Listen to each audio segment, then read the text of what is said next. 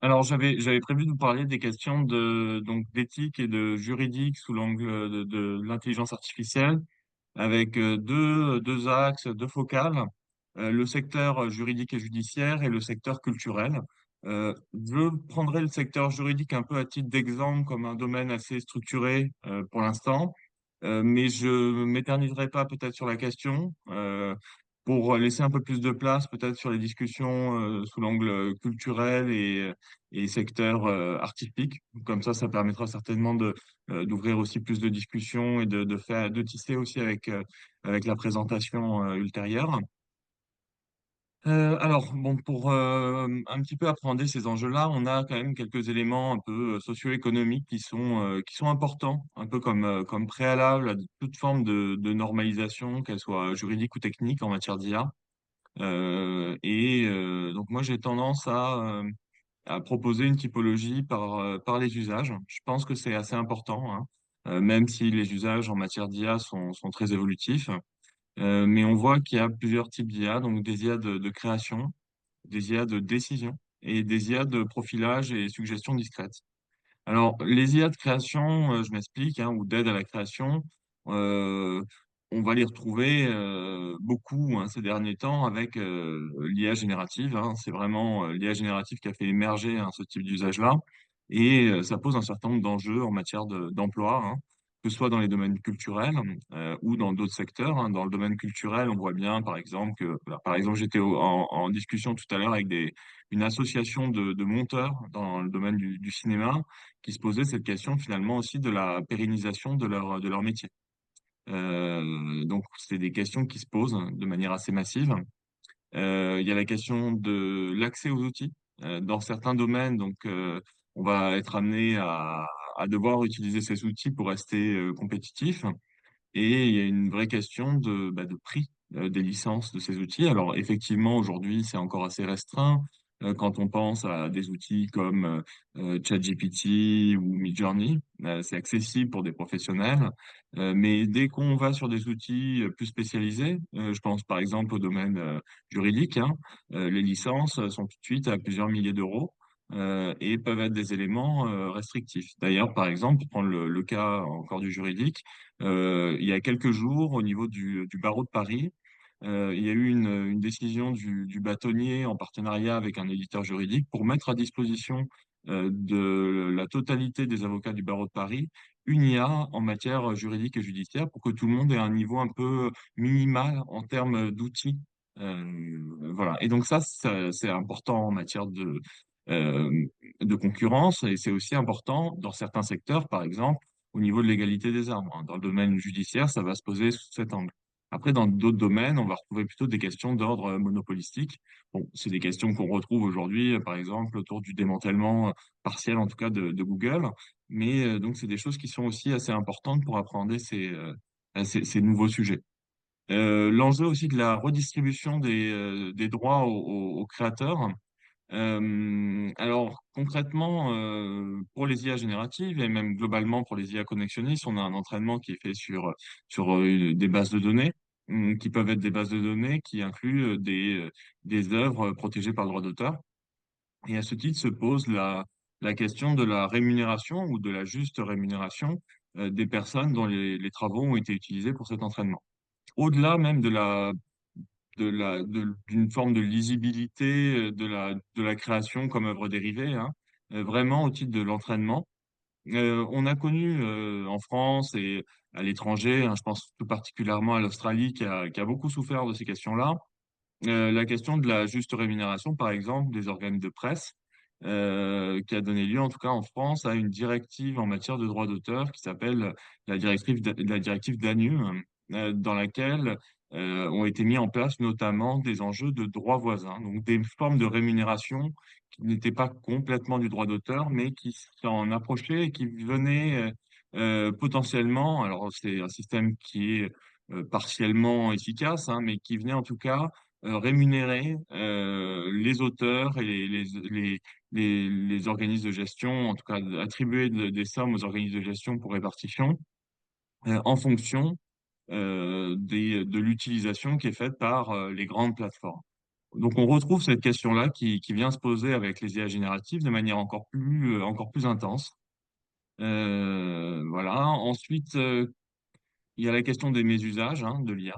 Alors, on la retrouve dans le domaine créatif, même si elle peut avoir des incidences moins importantes que dans d'autres, mais on peut aborder, par exemple, la question des deepfakes, des fake news, de différents éléments qui, dans des pratiques créatives, peuvent finalement aussi être attentatoires à, aux droits des personnes, être diffamatoires ou causer aussi un préjudice pour le consommateur qui serait finalement euh, abusé par ce type de pratique qui relève aussi des deepfakes. Alors, les secteurs qu'on va retrouver les plus touchés en matière d'IA de création, c'est bien sûr la culture, les arts, la traduction, et ceci depuis un certain temps, et la communication. Le secteur de la traduction est assez parlant, moi je pense, quand on parle d'IA et d'évolution des métiers, puisque c'est un des premiers secteurs à avoir été vraiment touché par les IA connexionnistes, pas par les systèmes experts, mais vraiment par les IA connexionnistes avec des outils par exemple comme DeepL. Et on voit que finalement, les métiers de l'interprétariat sont quand même un petit peu, bon, on va dire, sont moins représentés qu'à une certaine époque et que même des institutions internationales maintenant recourent à la traduction automatique. Ce qui laisse présager quand même un avenir assez sombre, même pas un avenir, un présent déjà assez sombre pour ce type de profession. Et on peut imaginer que dans d'autres secteurs, des conséquences assez analogues sont aussi à prévoir. Ensuite, l'IA de décision, ou d'aide à la décision. Donc, les enjeux sont un peu différents. Ils ne couvrent pas que la question de l'emploi et de la juste rémunération. On va aussi avoir des questions liées au contrôle, à la transparence et à l'explicabilité des modèles. Alors, effectivement, quand on est, par exemple, alors le cas typique de l'IA de décision, c'est le domaine judiciaire. C'est pour ça aussi que j'ai choisi ces deux cas-là, parce que ça couvre déjà deux des grands cas d'usage de l'IA dans les deux grandes typologies. Alors, il y a celle du profilage, mais celle-là, bon, je l'ai laissée un peu de côté, où il y a effectivement des enjeux un peu démocratiques aussi. Mais donc, dans l'IA de décision, on va avoir une question de contrôle par l'être humain. Donc, il y a un certain nombre de notions qui sont apparues autour de ça, avec notamment la notion de human in the loop, donc contrôle par l'être humain à tous les niveaux en fait de la chaîne de création de l'IA, donc de sa conception à la définition de sa base de données, à son déploiement, puis à son usage effectif par les utilisateurs qui sont en entreprise ou qui soient des consommateurs. Et donc là, en matière de décision, on va retrouver par exemple la nécessité de pouvoir contester la décision qui a été prise par l'IA ou qui a été prise avec l'aide de l'IA. Donc ça, c'est un point assez important et on voit qu'avec les IA génératives, on peut, dans une certaine mesure, expliquer comment le modèle fonctionne, mais on ne pourra pas répliquer, par exemple, un résultat d'une IA dans de nombreux cas et on ne pourra pas expliquer non plus précisément comment le modèle en est arrivé à telle génération de contenu ou à telle décision. Et dans ce cas-là, par exemple, pour un juge, ça va être très difficile de motiver sa décision judiciaire et pour une partie de la contester de manière précise. Donc, on va retrouver quand même un certain nombre d'enjeux touchant aux droits fondamentaux en matière d'IA d'aide à la décision ou d'IA de décision. Les secteurs les plus concernés dans cette matière sont la santé, euh, avec aussi des questions de responsabilité importantes dans ce domaine-là. Le domaine judiciaire, l'administration, la gestion, aussi un certain nombre d'éléments liés à la logistique. Troisième cas, c'est celui de l'IA de profilage et de suggestion discrète. L'enjeu principal, c'est celui de l'exercice des droits civiques, mais aussi l'enjeu de la consommation. Alors, les deux sont parfois un peu croisés. C'est des questions qu'on retrouvait déjà il y a quelques années autour des questions avec Cambridge Analytica, avec ce qui a pu se passer autour de Facebook et l'utilisation de profilage d'utilisateurs pour leur envoyer des messages qui étaient immédiatement parlants pour eux et conditionnés, enfin en tout cas certainement modifier leur perception politique et les inciter à voter de telle ou telle manière. Donc ça, c'est des choses qui sont encore amplifiées et qui sont aujourd'hui centrale en matière de marketing. On va retrouver tout particulièrement dans ce domaine-là des IA interdites. En tout cas, au niveau de l'Union européenne, avec la réglementation IA qui a été votée récemment, certaines IA de profilage, quand elles ont pour effet d'altérer le comportement de l'être humain, peuvent être interdites. Et aussi, lorsqu'il y a des dimensions aussi de données biométriques, ça peut aussi conduire à, on va dire, si ce n'est en tout cas une mise en conformité plus importante, à une potentielle interdiction. Alors, les secteurs, là, c'est plutôt une approche transsectorielle hein, qu'on va avoir, avec ce qui va être lié au renseignement, à l'information, à la publicité, à la législation ou encore à l'administration. Et donc, on verra plus précisément ensemble donc, le secteur de la justice et surtout celui de l'art. Alors, avant d'aborder ces secteurs, je vais essayer de dresser un petit peu un portrait, ou en tout cas de brosser un petit peu les notions, concepts essentiels en matière d'éthique de l'IA et de droits fondamentaux. Alors, tout d'abord, il y a quand même on a appris des habitudes hein, pour appréhender la question des données, de regarder ça sous l'angle des données personnelles et aussi de regarder ça sous l'angle de la vie privée, donc qui est un droit fondamental. Mais on voit qu'avec l'IA, ça ne se limite absolument pas à la vie privée, et que beaucoup d'autres droits fondamentaux peuvent être concernés, et ceci en fonction des secteurs en fait et des cas d'usage, hein. Par ailleurs, l'éthique et les droits fondamentaux sont deux choses distinctes. L'éthique n'a pas de base légale et ce n'est pas finalement ce qu'on appelle du droit dur. Les droits fondamentaux sont par contre généralement liés à des conventions internationales et le droit interne fait référence à ces conventions internationales et c'est même souvent considéré comme tout en haut de la hiérarchie des normes, donc à un niveau constitutionnel, voire dans certains États supraconstitutionnels. Donc, on voit qu'on est presque un peu aux antipodes, même si la teneur, le contenu hein, des exigences éthiques et des droits fondamentaux sont finalement assez voisines. Au niveau de la portée de ces textes, donc, l'éthique, d'une part, elle peut être variable en fonction des cultures et des sociétés. Et les droits fondamentaux tels qu'ils sont pensés aujourd'hui sont plutôt d'inspiration, alors on va dire occidentale, si ce n'est même française en réalité. C'est d'inspiration, c'est finalement un petit peu la manière dont les Lumières avaient conçu ça et dont ça a été formalisé, en tout cas au départ, au moment de finalement de la Révolution française, hein, ces droits de l'homme-là, qui après ont été pensés de manière universalisante, donc en tout cas à vocation universelle, même s'il y a débat à ce niveau-là, hein. Certains ont vraiment une approche très universaliste des droits de l'homme, comme vraiment un tout qui a été pensé pour tous les humains, quelle que soit leur culture d'appartenance, leur culture juridique, et d'autres peuvent avoir une approche un peu plus nuancée par rapport à justement une vocation universelle, voire une approche comparatiste de ce qui relèverait des principes essentiels en fonction des cultures. On va retrouver aussi des proximités hein, entre les deux. Donc, je vous disais tout à l'heure les valeurs défendues et ensuite la difficulté à transcrire ces droits fondamentaux ou cette éthique dans une machine. Alors, on parle de temps en temps, il y a eu quelques théoriciens qui présentaient finalement les choses comme code is law. En matière de droits fondamentaux, on voit que c'est quand même très délicat à assimiler dans la mesure où ce sont vraiment des concepts qui sont censés un peu résonner avec l'être, la culture et même l'évolution culturelle, donc qui sont très difficiles à formaliser, tout particulièrement pour les aspects éthiques. Et même pour les droits fondamentaux, il faut une finesse de raisonnement du juge très importante et on va retrouver souvent des droits fondamentaux qui rentrent en balance ou en contradiction. Et le côté vers lequel la balance penche va aussi évoluer avec le temps en fonction de considérations sociales et de l'évolution des mœurs. Bon, ça, je vais passer un peu plus vite. Les droits fondamentaux, ouais, donc il y en a un certain nombre hein, qui sont en prise avec l'IA. Donc on va avoir par exemple l'autonomie dans la prise de décision. Alors ça, c'est plutôt des principes éthiques, hein, mais bon, c'est un peu les deux. L'emploi et la concurrence de l'humain par l'IA.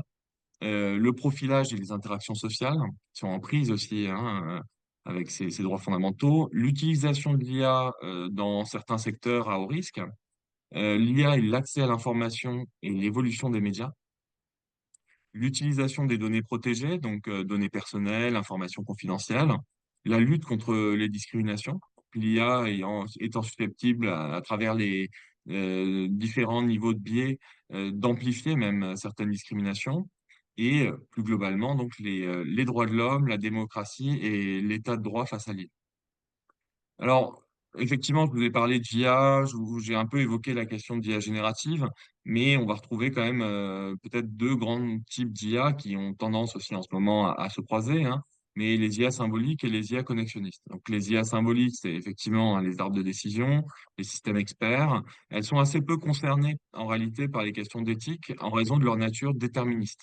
C'est-à-dire qu'à partir du moment où on sait pourquoi tel modèle va proposer tel résultat et qu'on peut remonter finalement la totalité de l'arbre de décision, on peut avoir une responsabilité humaine attribuable au concepteur et voir là où ça a un peu déraillé, où c'était pas assez précis.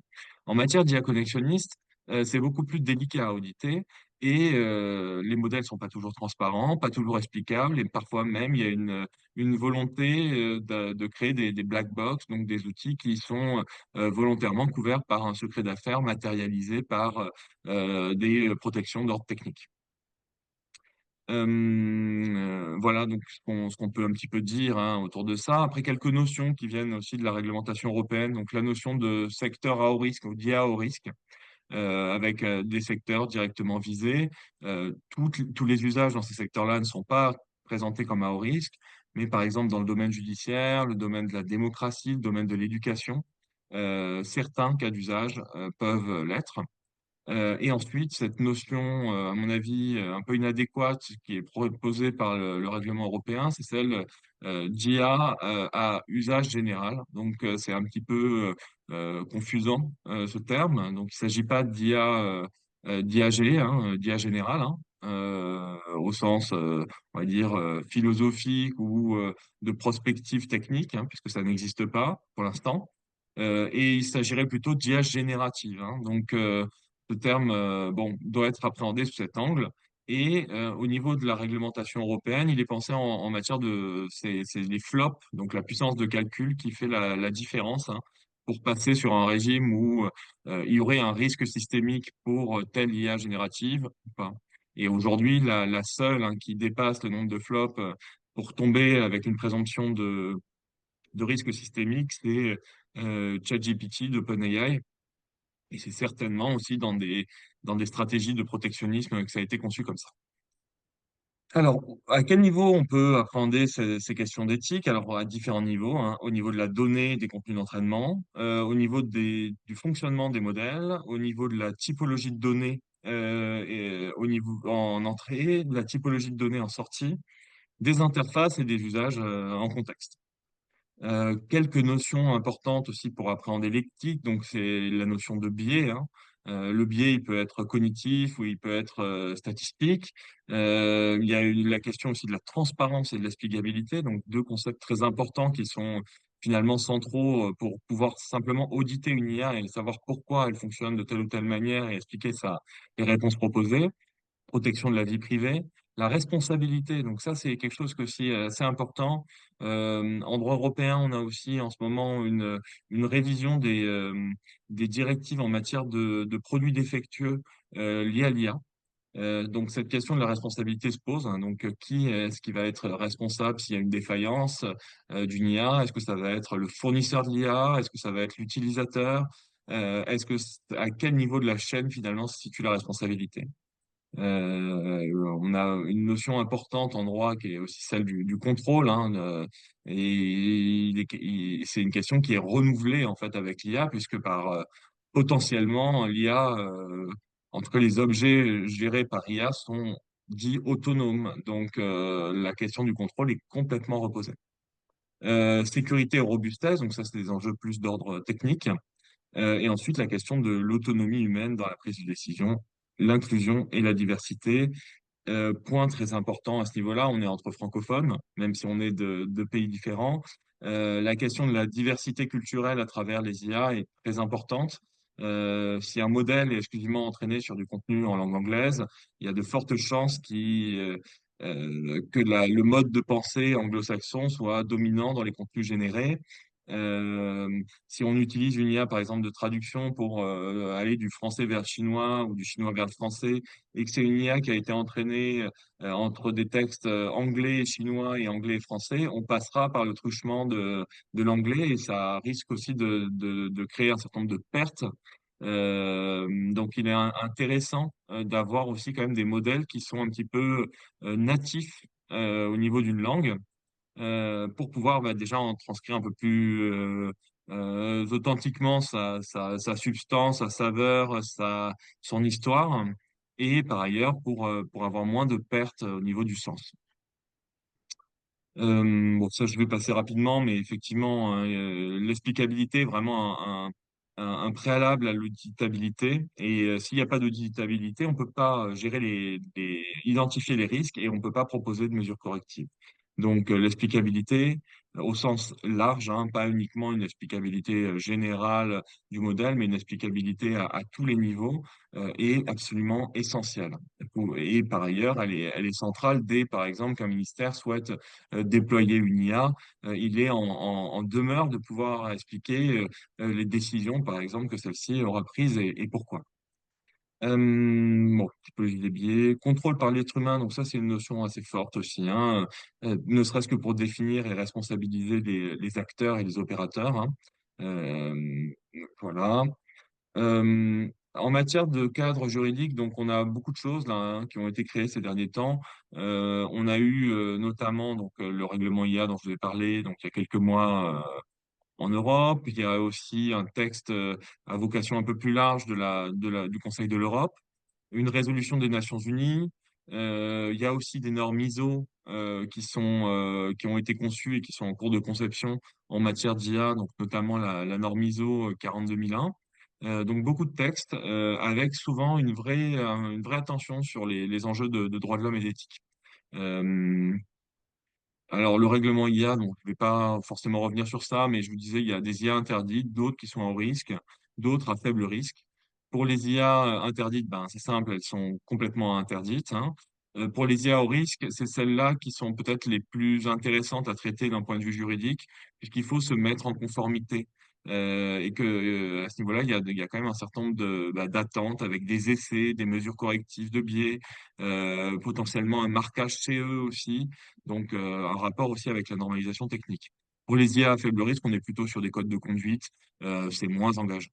Et le cas particulier après de l'IA à usage général, avec un traitement qui est assez voisin de celui de l'IA au risque, avec un enjeu particulier aussi pour les personnes, enfin les entités qui déploient, donc qui fournissent le service ou qui l'utilisent en interne.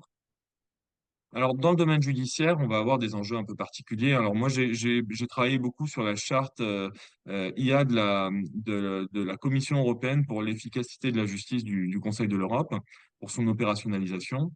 Et donc, pour vous donner quelques éléments, donc, elle a été conçue en 2018 à partir de travaux qui datent de 2016-2017, avec cinq grands principes. Celui des droits fondamentaux, non-discrimination, qualité et sécurité, transparence, impartialité et équité, contrôle par l'utilisateur. Et donc moi j'ai travaillé aussi sur la question d'opérationnalisation avec des questionnaires d'auto-évaluation qu'on est en train de tester en ce moment auprès de quatre juridictions suprêmes dans quatre pays européens, France, Italie, Espagne et Estonie, sur des outils donc qu'ils ont déployés pour voir si le modèle de questionnaire fonctionne et si ça les aide aussi à identifier les risques, s'auto-évaluer et choisir finalement aussi les bons outils d'IA pour les accompagner sans prendre de risques en matière de droits fondamentaux. Je vous ai mis quelques exemples ici de questions qui sont dans ce questionnaire d'auto-évaluation. Donc, on voit par exemple, est-ce que le système d'IA est-il basé sur un modèle pré-entraîné par des tiers? Si on répond oui, les bases de données utilisées par ces modèles ont-elles été auditées? Donc ça, c'est des choses qui vont beaucoup se poser, hein. Je vous parlais un petit peu des modèles aussi étrangers quand on est amené à travailler sur l'IA. C'est une question qu'on peut se poser sous cet angle, mais ça va aussi avoir des implications, notamment sur l'endroit où sont hébergées les données. Est-ce qu'elles sont respectueuses, par exemple, de la protection des données personnelles? est-ce qu'on aura la possibilité de soulever le capot s'il y a un gros souci, ou est-ce que c'est une black box protégée par un secret d'affaires? Bon, ça a un certain nombre de conséquences. Ça, c'est un outil qui est assez intéressant, sur lequel on a travaillé à la CPEJ, qui répertorie en fait les IA judiciaires déployés dans différents pays du Conseil de l'Europe. Voilà, donc il faut plus trop que je monte cette carte apparemment à cause du Maroc, donc je l'enlève massivement en ce moment, mais là je pense que personne a forcément une grosse crispation sur ça. Mais en tout cas, ça permet en tout cas d'avoir un suivi sur les IA qui sont les plus fonctionnels, et voir aussi le retour des juges, des avocats, des procureurs sur ce type d'outils pour qu'ils puissent aussi s'inspirer de modèles étrangers. Donc c'est une approche un peu comparatiste des systèmes d'information et des IA. Voilà. Alors, en matière dans le domaine artistique, les questions sont un peu différentes. Donc, je pense que vous avez dû tous un peu tester tous les outils en matière d'IA générative dans le domaine culturel. Euh, il y en a quelques grands types, hein. Donc, on va retrouver des IA comme Midjourney, DALL-E, Stable Diffusion et Adobe aussi, hein, avec Fireflies, qui sont des modèles pour la création d'images. On a des modèles aussi de création plutôt de texte, hein, ChatGPT, hein, tout particulièrement. Donc, l'idée, c'est simplement un ChatGPT complète un texte de manière probabiliste. Maintenant, il y a des RAG avec des systèmes quand même pour appeler des données de l'extérieur, hein, pour affiner finalement les réponses. Euh, Dans les modèles à diffusion stable, on est plutôt sur des logiques justement de diffusion latente avec des tokens qui sont extraits finalement d'une image, et qui permettent en fait d'avoir une granularité de sens futur, et après des reconstitutions à partir des mots qu'on va faire correspondre à des tokens et qui s'affinent progressivement à partir de la requête. Donc on est sur deux modèles qui sont un petit peu différents. Et ensuite, on a aussi l'approche musicale, donc avec une IA comme celle de Suno, qui est aussi assez intéressante et qui permet par exemple de mettre du texte en musique. Voilà. Les niveaux de standardisation des productions faites par ces différents types d'IA sont assez variables. Le domaine peut-être le plus avancé, moi, je dirais, en matière de non-standardisation, c'est peut-être le texte aujourd'hui. Au niveau des images, là, on atteint vraiment un plafond de verre, hein. Ça devient terriblement standardisé. Euh, Au niveau musical, c'est aussi le cas, très sincèrement. Mais c'est assez intéressant, en tout cas, de voir ces usages-là pour, justement, aussi au niveau juridique, anticiper les risques et comprendre finalement là où sont les droits. Donc, qu'est-ce qu'on a comme usage en matière d'IA générative? Donc, on a la Il vous reste génération de 5 contenu. minutes. Désolée de te déranger.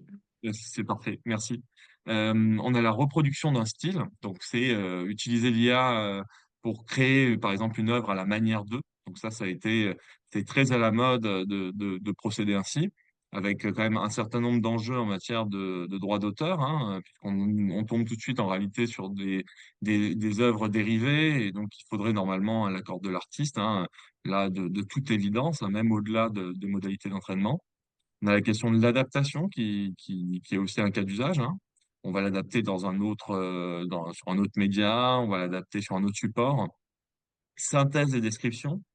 On va par exemple envoyer un texte très long à une IA et elle va nous en faire un résumé. Là, ça se pose la question aussi de l'esprit critique, du point de vue, des éléments qui sont mis ou non en avant. La question du profilage, hein, aussi qui se pose avec la distribution de contenu adapté à ce qu'on pense que l'utilisateur va vouloir. Et ça, c'est un point qui est assez important, il me semble. J'ai quand même l'impression qu'avec ce type d'outils, que ce soit dans leur production ou dans leur consommation, on arrive sur un modèle où les contenus de référence, que ce soit les grandes œuvres qui aident à faire société, disparaissent, et qu'on arrive finalement progressivement vers du contenu prêt à être consommé par une personne dont on connaît les goûts immédiats, et finalement qui tourne en rond dans son petit bocal, sans pouvoir vraiment en sortir dès qu'il y a un rapport au numérique. Alors ça a des conséquences, hein. Donc effectivement, un contenu numérique profilé et limité et non soumis aux droits d'auteur pour tous ceux qui paient l'abonnement. C'est un peu ça le modèle, hein, en tout cas culturel proposé par ces IA. Et l'acte de création se confond aussi avec l'acte de consommation. Et donc ça, c'est aussi assez délicat. En tout cas, c'est une vraie évolution. Et on a aussi un risque de données synthétiques et de non-création finalement de contenu authentique pour pouvoir renouveler aussi un petit peu les productions de l'IA. Je vous parlais des IA en matière visuelle, c'est vraiment à ça que je faisais référence. C'est que finalement, là, il y a eu quelques statistiques il y a quelques jours qui indiquaient que en matière d'images notamment, il y avait plus d'images aujourd'hui sur le net qui avaient été créées par des IA que d'images qui avaient été créées par des humains. Donc, sachant que les IA, leur source principale hein, de contenu, c'est Internet, elles s'entraînent massivement en fait sur des données qu'elles ont elles-mêmes créées ou d'autres IA ont créées. Ensuite, il y a la question finalement du positionnement du rôle de l'art dans la société, hein. Bah, quelle intentionnalité on peut prêter à une IA? Est-ce que la transgression est encore possible sur ce type d'outil-là, sachant que on va avoir des filtres parfois aussi très importants, hein. On les connaissait sur Facebook et sur les réseaux sociaux, par exemple, où certains contenus d'images, par exemple avec des nus, étaient considérés comme trop transgressifs et nécessitant une censure. Et là, on retrouve des choses analogues avec les IA au niveau génératif et c'est peut-être même plus discret au niveau de la manière dont ça se répand dans les créations. Voilà. Alors bon, ça, je vais passer rapidement, hein, très rapidement, puisque j'ai plus beaucoup de temps, mais on a vraiment des questions aussi liées à l'entraînement hein, du modèle et à la rémunération des auteurs. Donc, est-ce que on peut rémunérer les auteurs à travers les droits voisins? Est-ce que même il faut les rémunérer? Donc ça va dépendre, hein. On a un modèle d'opt-out au niveau européen où l'auteur peut décider que, il ne veut pas que son texte, son image soit utilisée par une machine indexée et potentiellement, alors c'était pas pensé comme ça dans cette directive, si elle est un petit peu ancienne, enfin pas tant que ça, mais un petit peu, ne puisse pas s'entraîner en fait sur son contenu. Et donc on a la question aussi de l'efficacité des robots TXT qui sont là pour aussi empêcher notamment cette collecte. Voilà, donc se pose aussi la question de l'altération du contenu, hein, parce que quand on va entraîner, on va avoir justement un effet de détérioration, en tout cas de modification du contenu pour le rendre lisible par la machine. Est-ce que à travers ça, il y aurait pas déjà un problème en matière de droit moral ou d'adaptation? Voilà. Les œuvres à la manière d'eux aussi. Donc là, on a un exemple typique. On voit bien que là, bah, ça pose quand même des soucis qui peuvent être différents en droit français ou en droit étranger, hein. Par exemple, des choses qui peuvent être acceptables sous l'angle du fair use peuvent ne pas l'être en droit français qui connaît moins d'exceptions au droit d'auteur que le droit américain du copyright.